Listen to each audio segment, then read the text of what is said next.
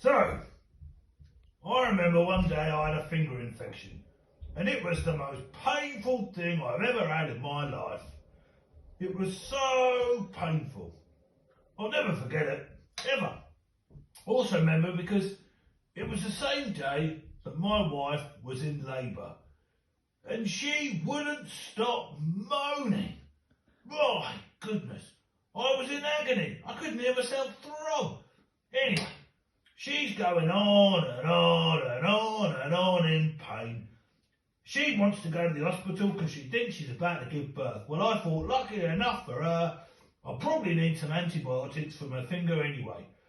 So I took her. And obviously, we had to take mother-in-law because she thought she knew everything. Something about having the T-shirt, she said. So we went off to the hospital. My wife, obviously, she wanted a trolley or a wheelchair to be pushed to the hospital. Me, the man with a bad finger, had to do the pushing. What can I say? Great guy syndrome. That's what I've got. So we went into the hospital. The nurses met us, or the midwife, should I say.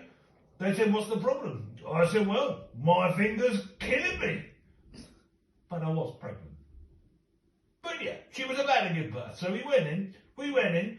She wasn't quite dilated enough, couldn't stop screaming.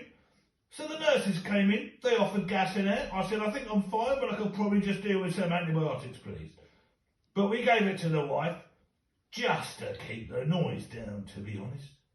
Anyway, when she was dilating enough, we went in, she went to give birth. The nurses said something to me about forceps. I wasn't really sure what they were going on about, but the doctor came in with the forceps. I thought he was about to cut into a massive cheesecake. And then afterwards, she gave birth to our son.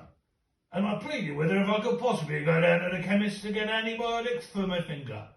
And I did. And I went down, and I told the lady at the shop, I need some antibiotics for my finger infection. I explained to her everything I've been through today.